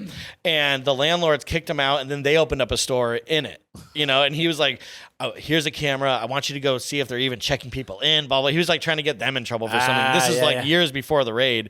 And so I'm like doing that, but he's like, I'm like, what do I do, you know, to make myself inconspicuous? And he's like, well, go into the Hustler store, you know, get yourself something to read, get something to drink. There's a coffee shop. I had never been in there, so I didn't know. Like when he's like, get myself something to read. Like, so like I'm doing things in order, like get myself something to read, get a drink from the coffee shop. So like I'm looking at all these porno magazines and I'm like, what can I read on the patio? Like that's not going to make me look super fucked up. So I found like this anime porno. I was like, well, at least it's not like real. Yeah. But it was so much worse. It was like, yeah, I keep her in my basement and like blah, blah, blah. And it was like horrendous, like hentai, like hardcore shit. I'm like, okay, I got something to read. And then I go into the coffee shop part. And yeah, it's like a smoothie shop. They got Rolling Stone and newspapers and everything, but I already spent $16 on this like rape cartoon porn. Man. So I'm like, fuck. So now I'm sitting outside on the patio of the Hustler store reading this like Japanese like hardcore sex cartoon magazine with like a smoothie, taking pictures of another weed store. Like, and I was like, I got a job. Like, this is great. Fucking ridiculous, dude. Yeah. Fucking dude, I love that shit. That's the best job I ever had. Yeah. Man, yeah, I would love to go back in time and do those Weed. types of. Dude, if I could go back in time, Yeah.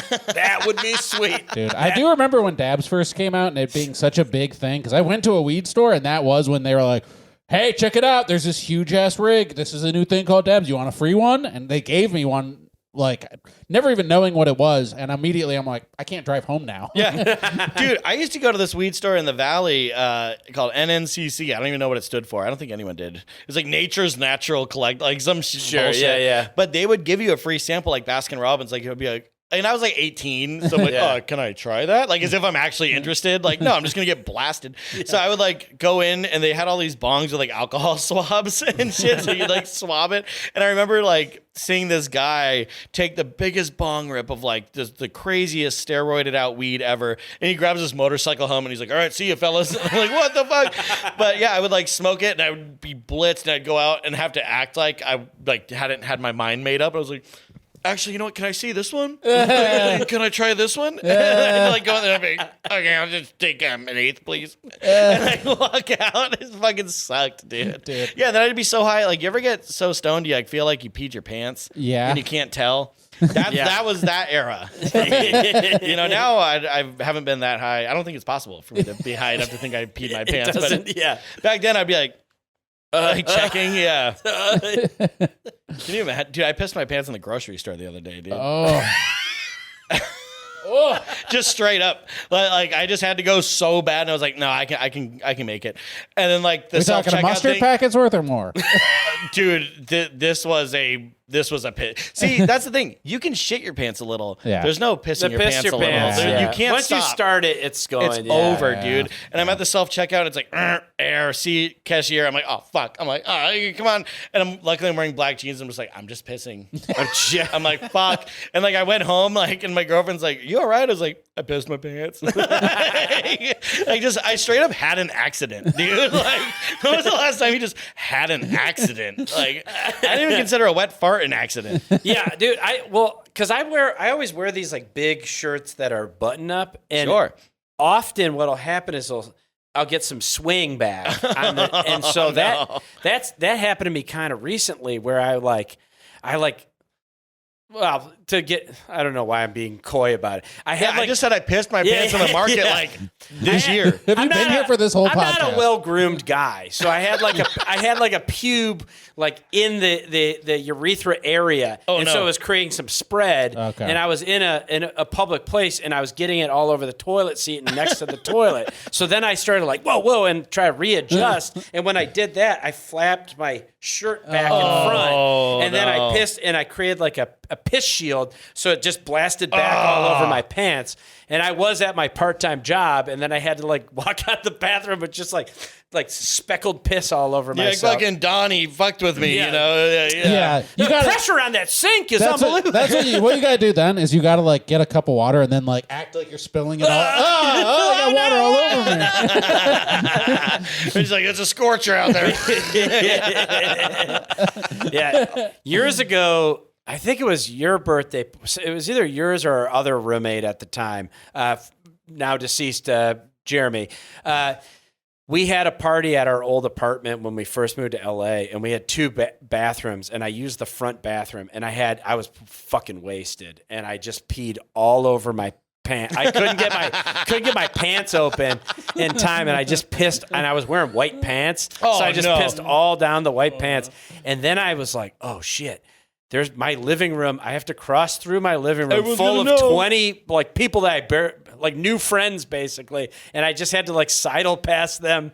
I don't want to be piss guy. Yeah, but then I can't keep my mouth shut anyhow. So I went and changed my pants, and I was like, yeah, if you guys notice, I'm wearing different pants because I pissed my pants. And they're like, no one's looking at your pants, dude. We're watching a Uwe Boll movie. I was going new clothes shopping on Melrose when I was summer of 9th grade going into 10th grade. Very formative time, right? And my friend's dad was like, I'll take you shopping at the coolest places. Like, oh, Wasteland, like vintage. I was like, indie emo kid, like finding my own way, you know? And I'm wearing no underwear, like just skin tight white jeans. And dude, Patty Melt, like I just had to shit my ass, like bad. And I'm like, oh my God. But I didn't realize, like, you know, at that point, I was used to the suburbs. Like, everyone has a bathroom. Yeah. Not in No, LA. that's it. Yeah, And so I'm on Melrose. I'm like going into every restaurant, every business. No. Finally, and I'm like, white jeans, no underwear. Like, this is terminal. Yeah. And so I go into this Mexican restaurant across the street, and I'm like, beelining it to the bathroom because no one's there to stop me. And there's a sign that says for customers only. And my buddy's laughing. He's like, dude, you're fucked. I was like, I don't care.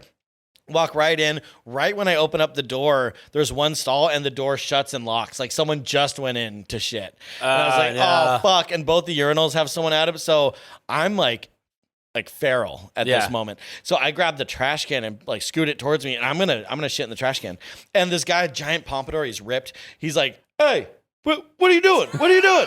I was like, I gotta shit, man. I was like, I'm gonna fucking shit.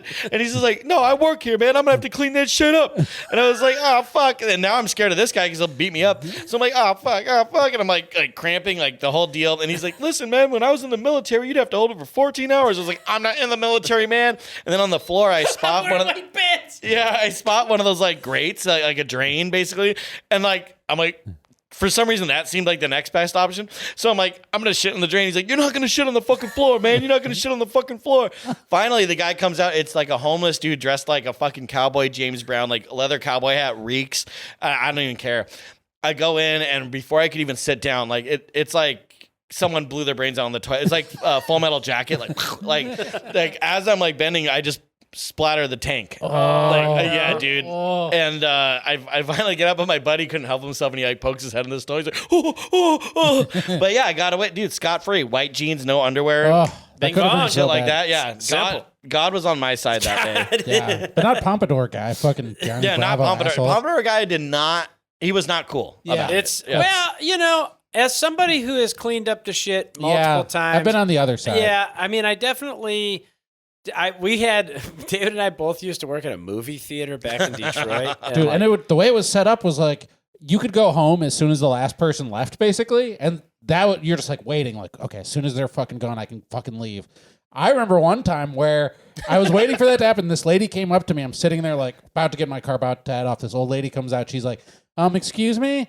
I was in theater too, and I had an accident. Oh, no. God bless her heart, though, for telling you. And actually, I was just like, okay, bye. If you leave, I leave, baby. Damn, whoever comes in there tomorrow is going to smell some shit. It's like, who came in here during closing and shat on the floor? Surely it wasn't an employee leaving it for me. Someone must have broken in and taken a shit here. We gotta call the cops. Yeah, I just at least that person like owned it. I remember there was one lady who was like ushering her husband out who clearly like shit all over himself. Oh, God. It stank like the worst, like old. Nothing to see here. Nothing happened. And she just goes, Just throw some sawdust on it. she just generally says like, somebody made a mess in the men's room. Somebody. Come on. Somebody. Yeah, somebody. Give me a break here, lady. Oh, my God. But I don't snitch. I threw up at the movies once. I was seeing Moulin Rouge with my neighbors, and I thought it was like slick to get a pretzel and like put popcorn butter all over it. It just made me ruthlessly ill. And also Moulin Rouge, it's like colors, dancing, music in your face, blah blah blah. And I was like, and I go and puke my guts out. I'm like a little kid, and when I come out of the stall, one of the stars of that show, Seventh Heaven, was like taking a piss, and he's like, "You all right?" And I was like, like to me that was like, you might as well have been fucking Brad Pitt. I was just like, oh, movie star, I'm fine. Like, dude, that same theater, I got a great story about it, or like a memory, I should say. We went to see Anaconda. Oh yeah, With it was me, my parents, and my dad's like super afraid of snakes, so my mom brought this like snake puppet. And like during like the height of like J-Lo and Ice Cube's turmoil, she brings out this snake, and my dad in the middle of the like screams his head off, and I thought that was hilarious. But it was like a Friday night, like whenever that like 90s, you know. So there's all these stoner kids getting ready to see fucking Men in Black, whatever the fuck it was. And we're in the bathroom. My dad's like at the urinal. He's like, whoa, here's the real Anaconda, boys. Whoa. And like everyone started laughing, and I was like, my dad's cool. that is a great. He dad. made the stoners laugh. That's a an cool apex dad dad. Yeah. Yeah, now all he jokes about is how tiny his dick is, which is even funnier, but yeah. That's the evolution of life. It's like you only make big dick jokes until you realize it's funnier just to accept it. You gotta accept it. Dude, I was watching. Once your kids move out, you switch. Yeah, over. you gotta switch it. I got a little dick. Well, you're in my house. I have a big dick. Second you move out, I have a Once you little- leave, wait. Yeah. I can finally relax. It's like a tape measure. He just like presses the button and just sucks it. No one's leaving the doors open, so I can turn the air up. Yeah. Just sit in the pool all day. The little wiener out. Like a tiny submarine telescope. Yeah. There was, I always like something about the big dick joke. Like, there's a really weird type of like writer or celebrity or what. I was thinking about it because I watched Baby Reindeer on Netflix on a plane, and like the guy is like pretty self-effacing, whatever, and he admits his own culpability in the thing, but he makes like a joke every single episode of the show about how big his dick is. And it's like just such a weird Vincent Gallo move. Yeah. Wow. Yeah. It just drove me fucking crazy. No, it's not something to joke about. It sucks having a big dick. Yeah, ask that one. Now, I have to ask. It's a blessing and a curse. They When to should've you it done- feels good, but to her it hurts. It's an Yeah. old lyric of mine. Yeah. They should have done one of those very special episodes of one of the comics where like Superman has like a painfully big dick. It doesn't fit in a paper towel roll. The Hulk. Not everything gets big. My friend has AIDS. The Hulk, the most tragic figure. That's why my pants never bust. My balls, my weenie. Dude, weenie. Dude, like, wiener is... It's coming back. It's the funniest It's so fucking thing to funny. call it, but you would never, like, say it to, like, a chick. Yeah. Yeah. No, It's wiener is perfect. Like, I want to one day get a doctor who says wiener. Like when like I've said wiener to a doctor. I'd be like, it's my wiener. Like, because I didn't want it to be too serious. And then he's yeah, like, you may have wiener it's cancer. fine. I was like, my what's fine? Like, I wanted him to say, yeah. what's fine? I was like, say it or I can't leave. You have some issues with your wiener, but your nuts are fine. So. You're nuts. Yeah, your stones are all right. Yeah. It's your pee-pee that's fucked. Yeah. Now, if you excuse me, I have to check out some bazongas. Honk, honk. Bazongas. Damn. Yeah, no, there's a lot of words that are kind of dying out. It makes me sad. It's like the black rhino, you know? Yeah. It's like we only got like a couple left. Like, Yeah. Real quick, which person from Seventh Heaven do you see? Because the dad's a pedo. Yeah, it wasn't him, dude. I wouldn't have gotten out alive. I would be like, he's like, I got you, buddy. No, it was the kid with the blonde hair. Oh, okay, yeah. Was his character named Simon? Yeah. I know my brother's obsessed with Seventh Heaven. He has the box set, which is like this fucking big. Yeah, speaking of wieners, but he fucking like shows me all the best ones. Like there's one with weed, like that's like all the very special episodes. Yeah. You know, like one where it's like one of them wants to join a gang. Yeah. Oh, And man. it's just like who's gonna take one of these fucking kids into their gang? It's like that movie Havoc. I was just gonna say that. Yeah. That movie is so unbelievably funny. Oh, when my Joseph God. Gordon-Levitt wears like the Boston Scully cap and he's like doing the jig dance fighting. dude, Anne Hathaway, she says, she's like, people ask us why we're so fucked up. We're just really fucking bored. Dude, my girlfriend will say that to me all the time. We'll be like, I don't know, what do you want to do? She's like, I don't know, I'm just really fucking bored. I mean, that's an all-time. That's like something that Culture Dumps would do on our Patreon. Like we pick like themes for our Patreon. Like it's called Squirts. That's our side series. Yeah. And like troubled teen movies like Havoc 13, which is incredible. Like 13, where she's like, don't touch me, don't touch my hair. Like that's, I could watch that all fucking day, that movie. Also, it's a Hollywood Boulevard movie, and I love anything Hollywood Boulevard. Oh, yeah. That's like huge. Kids, fucking Kent Park. Have you seen that one? I've never seen Ken Park. Kent Park is another Larry Clark movie, and it's like, I believe it's California, but it's like Kids, but it's so much more fucked up. Like one of them's into autoerotic asphyxiation. Yeah, it was like banned for a while. Like Yeah, I think they and put it out on. rightfully so. It's I think fun. you had to buy like a British. No, it wouldn't have been British because they're even more up their own asses with their morality. No, like my favorite part in Ken Park is the main girl's gonna give her boyfriend a blowjob. She like ties him up to the bed and she's like sucking his dick, and then the dad bursts in and catches her, and she's like, "No, Dad, no!" And the kid's tied to the bed, and the dad's just beating the shit out of him. Whoa. Like my worst fear ever, dude.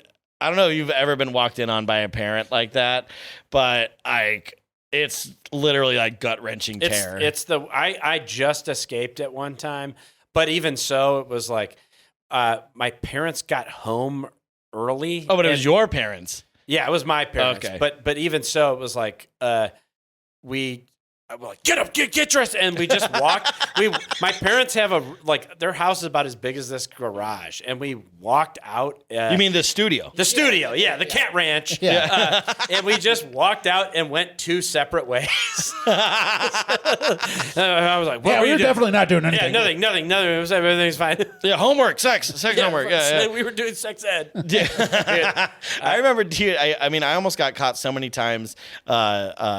Playing with my wiener. And I talked about this on Culture Dumps, but my dad, he had like the banned from television tapes where it was like, it's just like brutal violence, but then it'd be like Mardi Gras footage, halfway in. So I would like stand on a chair so I could reach the VCR, and I'd be like, okay, where's like the nudity? And I'm like fast forwarding through like liquor store robberies and like African child soldiers like blowing each other apart with AKs. And it's like, Tanya Harding sex tape. Great. Never deterred by anything that came before. It's like, oh, Two Life Crew concert, awesome! Like right after the fucking tragedy at the Deep Purple show in Brazil when everyone got burnt alive. It's like, and then I hear the garage open, like, oh shit, and you have to like put everything away. The Tanya Harding sex tape being the fucking gem that you're looking for too. It was hard living back then, dude. Yeah. Dude, I used to have a buddy when internet porn first became a thing, and he figured out how to harness the power.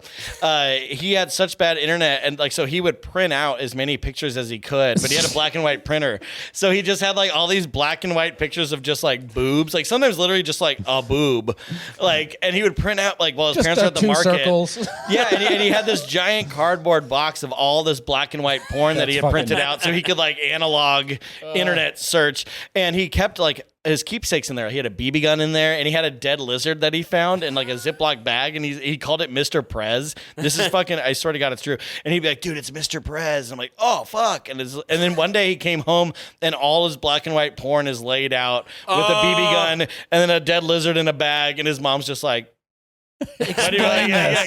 I would rather find a fucking pipe bomb in my kid's closet than a bunch of porn and a dead animal in the same box. That's amazing. We have a friend who, when he was in middle school, was doing kind of the same thing. He would at his house, download a bunch of porn to like 3.5 floppy disks or whatever, and he would sell them at his school. 3.5 floppy. Yeah. He would put smiley faces on them and call them happy disks. No one will figure that out. And on top of that, they were like custom made, so kids at school would be like, "So what kind of porn you want me to get you?" And then, like, go home and get it, and then Dude, I had a buddy who in high school whose uncle ran a porno store, and so he would come to school with like DVDs and like let us borrow them. Like we'd rent them literally. Like you give him $2, you could have it for like a day or two. And he gave me one like you didn't get to pick. He's just like whatever he had, and then he gave me one that was called Samurai Pie.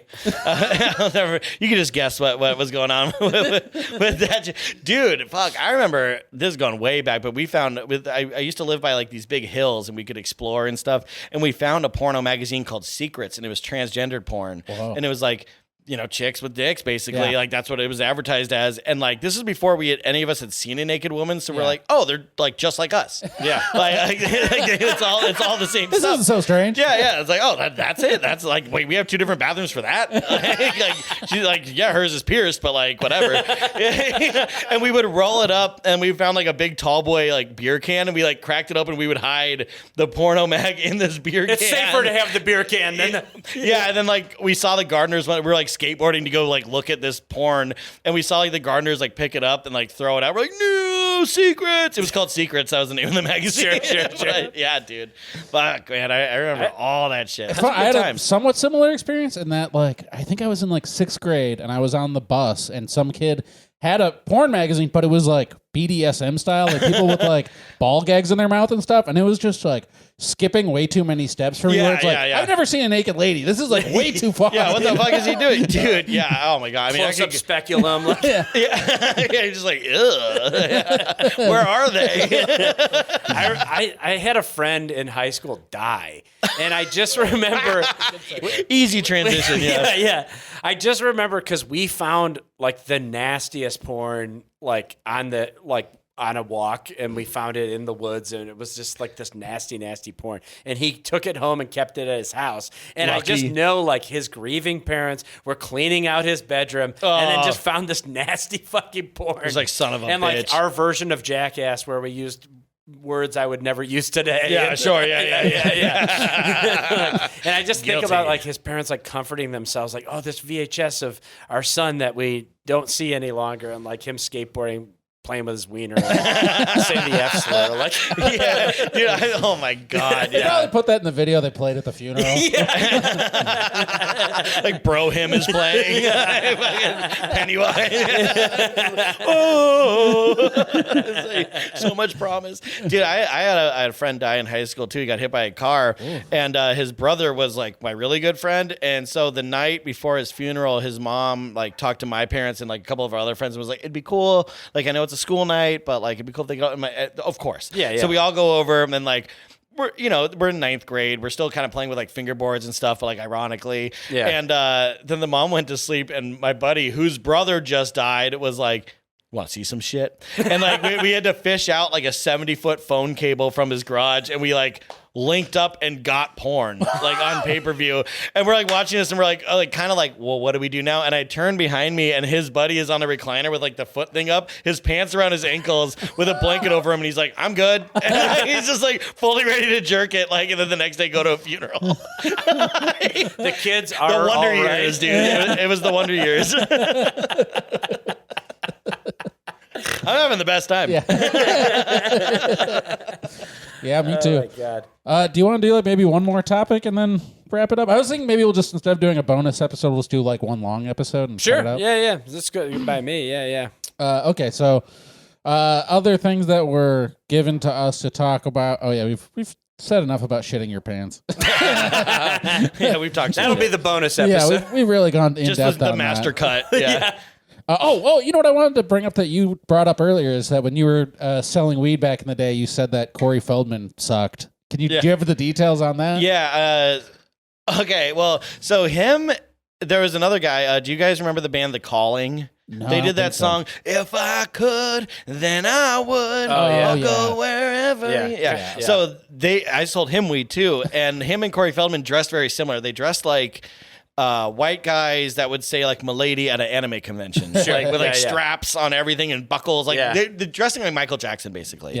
And but we would always try and give something free out to everyone, you know. But Corey Feldman, he was coming in because he would go to our boss's other store, which was in West Hollywood. It was way more expensive than ours, but we had the same ship. So if someone like that was coming in, my boss would like tip them off, like, "Hey, go to my other store. It's cheaper. I want to hook you up." Yeah.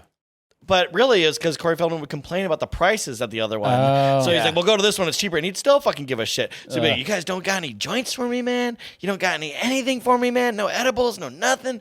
And so we started giving him free edibles, and then he's like, "Come on, man, give me a joint." He would always ask for something for free, and he'd be like a dick about it. And then like, you know, you had to have a weed card back then. You had to. Like, that was the whole thing. It's all we asked. But we let him in a million times. Then finally, after like 20 times, we're like, "Dude, we can't. You have to get your card renewed." And he like threw a fit. He's like, "This is bullshit, man. You know who I am. You know who I am. It's me, Corey." Like shit. And we're just like, "Yeah, we know." Yeah, we saw the burbs. Yeah. It's like, I know. Stand by me. Yeah. You cross me, you cross Corey's Angels. Yeah, the angel. Oh, dude, I don't know if you guys have seen this. Is some culture dumb shit, but Celebrity Wife Swap. There's a great episode with Tommy. What was his name? Tommy Robinson or something. He's a comic that was in CB4 and like a bunch of movies like that. Oh, okay. And he swaps with Corey Feldman, but Corey Feldman doesn't have a wife. He has the Angels. So the main angel swaps with this other comic's real wife, who he loves very much. And Corey's like indoctrinating her and trying to make her an angel. And it's like a fucking cult. It's insane. There's also a great episode of that show where Gary Busey switches wives with Ted Haggard. That's right. The disgraced that was the only one I watched. Yeah. Dude, that's fucking fantastic shit. But yeah, so Corey Feldman sucked because he would always ask for free shit. He just assumed we all like worshipped him, and he would hit his vape inside, and like the vapes were new too. So we're just like, "Dude, stop. Like, it's still smoking to us, whatever." But the guy from The Calling, he dressed exactly the same, gold buckles on everything, anime clothes, like what the fuck.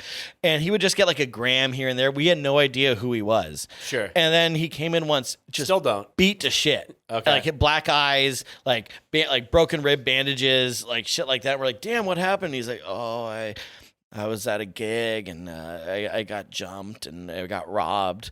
And we're like, "Who the fuck is this guy?" And so we like look up his name after he leaves, and it's on TMZ. He was at some 90s throwback concert, and he left for some reason, probably trying to score drugs, because like that was his whole thing. He had a bunch of drug problems. Sure. And whoever he tried to score from, like, beat the shit out of him and left him on some train tracks. Wow. Yeah. And his like band found him. He's like, and like he's just like, "Do you have any indica?" And like we're just like, "Oh fuck, it's the guy from the fucking, like, now we know who you are. Like, I would have hooked you up." Like, you know, for that one song that you did. Yeah. I love the little detail of throwing him on train tracks like a silent movie villain. Yeah. Yeah, someone's on the piano. Yeah. It was actually Alan Wrench.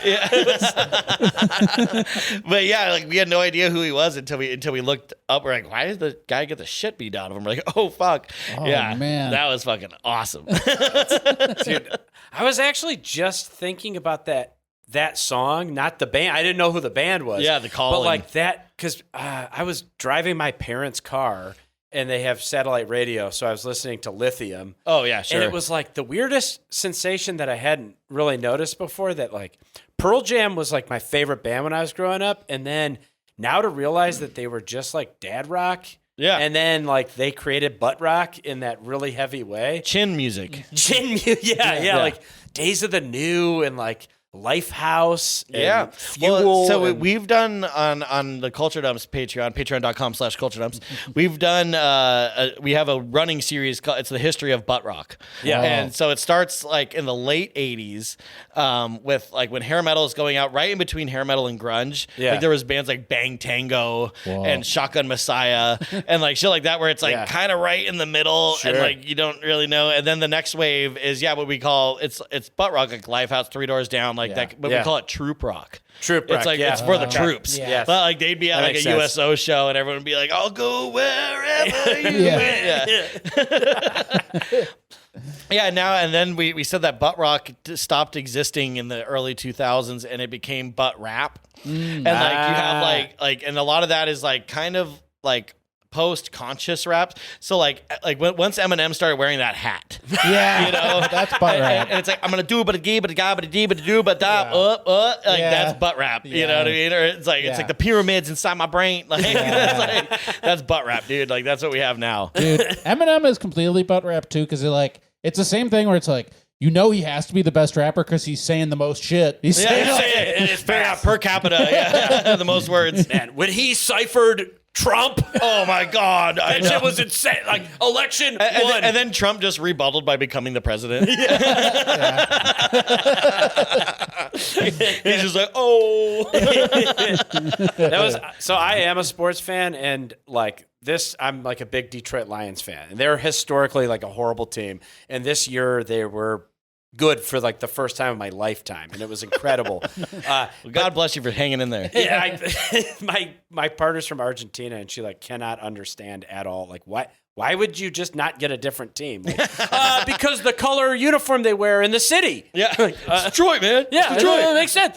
But the horrible unintended consequence of that is that Eminem is now way more in my life because he also was a Lions fan who now is like proud of the team, and so he's constantly like doing like Detroit Lions ciphers and like. Oh my God, yeah, because it's- that's what we asked for. It's so fucking annoying, and it's like he's like going to training camp, and then like every broadcast or local news or bit about the team is like, and Eminem was there, and he was hanging out with Sheila Hamp Ford, the 5th generation of Ford family, Henry Ford's great granddaughter. Like, so Nazi.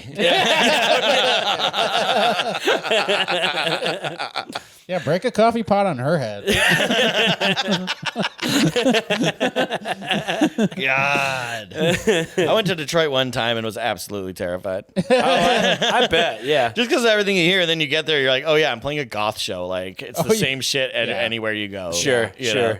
Yeah, it turns Do you out know where you played? it was called the UFO. Oh, okay. Oh, yeah, I know yeah. that is. Yeah. That's yeah. Yeah, we ended up staying. We were gonna stay at this one band's house who we were playing with, but they were like very touchy feely over my bandmate who like. Granted, we were like kind of like a queer punk band. Like our singer was like gayest thing on 2 feet, like jockstrap during our sets, whatever. And my bandmate looked like a Tom of Finland drawing, Sure, but wasn't gay. But like every band we played with were like queer punk band, and they were just like all over. Like, oh, so you're staying with us tonight? And he's like, dude, like I don't have a good feeling about this. And it took a lot, you know, Yeah, for like, sure. like what, like you can't like fend off in advance, you know. But in this case, he couldn't. So we stayed with the DJ of the night, who had like the nicest house ever, but we had to drive with him like 40 minutes, and we were like maybe halfway into the drive, we're like, all right, did we make the right choice? This Like, might like, not we're getting work. on multiple freeways to like get to this guy's house, and like we're trying to escape one thing. We might just end up like in the worst thing. Like it brought to mind that the Hatchet hitchhiker guy. Yes. You know, yeah. But it ended up being great. The guy made us pizza, and I had the best time. good. I Oh, love yeah. Detroit. Hell yeah. You didn't die there. Dude, the Hatchet fucking guy was hilarious. I mean, well, Hatchet Man, Detroit. Sure. ICP. Oh yeah. But the Hatchet guy, because the dude who became a hero briefly, right? Yeah. And then he killed a guy. Yeah. Yeah, it's like he became a hero for almost killing a guy and then killed a guy, and all of a sudden everyone's upset with him. Yeah.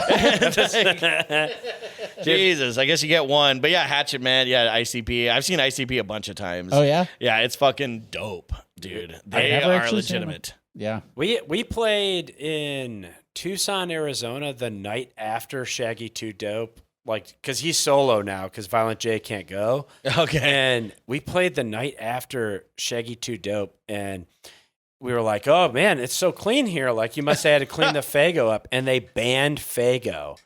And In Arizona. Yeah. And I was like, we were all like, so did the show go okay? And they were like, well, I mean, he was not the same. very nice, but it was a very short set. And like, yeah, because he needs the juice. He needs the juice. You can't take away the man's juice. No, dude. I remember the first time I saw ICP, I was so excited, and I was like, "Oh, I don't want to be in the pit. Like, I don't want to get that covered." You know, Yeah, all I wanted was to catch a Fago bottle and Yeah. like, have that be my souvenir. And like they're getting ready to play, and like the lights are going and everything. And I look, and like 10 rows behind me, people have their cell phones in sandwich bags. And I was like, "Oh, I'm fucked." Yeah. And dude, I was doused. I mean, like, dude, you like my buddy who was in the pit. We couldn't find him, and we're like, God, we gotta find him. Fudge, where are you? Like his name was Fudge, and we're like, Fudge, and like finally he's there, and he's looking around for his shoe in the pit, and he finds it, and he picks it up and just pours Fago out of it like a fucking cartoon, dude. Yeah, just like gulp. Yeah. But it was great. Can't recommend enough. It's literally like going to a Dead show. Like everyone's just nice and happy that you're there. It's a That's chill. cool. Yeah. Yeah, I've always wanted to go to the Gathering. I actually just watched an interview with Violent J. I think he had like a stroke or something. Like he's kind of lost his step, and he kind of sounds a little bit off when he talks. Yeah. But he said that he's like in his early 50s now. And yeah, for sure. He used to have his own wrestling league called the Juggalo Championship Wrestling. JC Dubs. Yeah. They still have it. Fat fuck barrel boy. They still have it. He said that he had not personally wrestled in like 7 years, but he had the opportunity to go wrestle in Japan. And so he's like, you know what? I've had a heart attack. I've put on some weight. I haven't wrestled in 7 years, but fuck it. I'm going to try and I'm going to wrestle, but on top of that, I'm going to do a moonsault, which is where you go to the top rope and do a backflip Just onto the somebody. most athletic move. Yeah. And he tried it, and he realized halfway through that he didn't have the leg strength anymore to do a complete backflip. So he did half a backflip and came head down and compressed his entire body. Oh, God, just like an accordion. Yeah, accordion. Jesus Christ. Yeah, it's brutal. Parks went to the gathering, and he wore a diaper the whole time. Like him and his friends, they all wore diapers. Like that was like their gimmick. Yeah. And he said like first day everyone was like talking shit, and then the second day everyone was like diaper guys, hell yeah, diapers. And like, yeah, I mean, he tells it so much better. But like when we had him tell his story, it was like a 3-hour episode. But he said that they went to see Mike Busey's Sausage Castle. If you're familiar with Mike Busey. He's like an influencer that runs like swinger parties and like weird oddball parties at his house, and calls it the Sausage Castle, and it's like flamethrowers and dirt bikes and little people and all kinds of wrestling and shit. And he goes to see whatever they're doing, and there's like hot strippers on stage, and like in Parks is telling it's like the most beautiful woman he'd ever seen. And she comes up to him afterwards. She's like, "Hey, like I saw you." Like he's wearing a fucking diaper, and she's like, "Yeah, like if you want to hang out later, we could hook up or something." And he's just like, "Oh no shit." And she like looks down. She's like, "Are you wearing a diaper?" And he's just like, yeah. And she's like, "Well, maybe if you lose the diaper and shave, like here, hit me up." And like gives him her number. And then he goes to see his friends. He's like, "Dude, you'll never guess what just happened to me. But you said I got to lose the diaper and I got to shave." And his buddy like stupidly talks him out of it. He's like, "Dude, it's diaper or nothing, man. You mean you're going to sacrifice the diaper for some broad?" Like basically kind of saying, "You're going to sell out." And so he just didn't hook up with this like super hot chick because he didn't want to not wear a diaper. And then he signed up for Tinder that same weekend as Diaper Man, and it said diaper swipe. And they banned him from Tinder. So now he's like totally out of the running to get with any chick. And so during ICP, they're like, "Let's piss." And they all just like piss their diapers. And that was like the cherry on top. Like just full commitment to the bit, dude. And that's why I love him. That's amazing. But he started with this. Then this is a callback to the start of the episode. He was wearing a diaper because if you watch George Clinton in Parliament play at Woodstock '99, Gary Clark, their guitarist, is wearing a diaper. Yeah. And that's where he got the idea from. He's like, "Oh, Diaper Man! Like we're gonna do Diaper Man at the gathering." That rules. Yeah. I love that he was dedicated. He didn't turn his back on the diaper. I would have lost that diaper in 2 seconds. Yeah, there's no question. Yeah. I probably would have lost the diaper before that because it chafes. Yeah, well, just have mommy powder you up. It loosens up when you piss in it.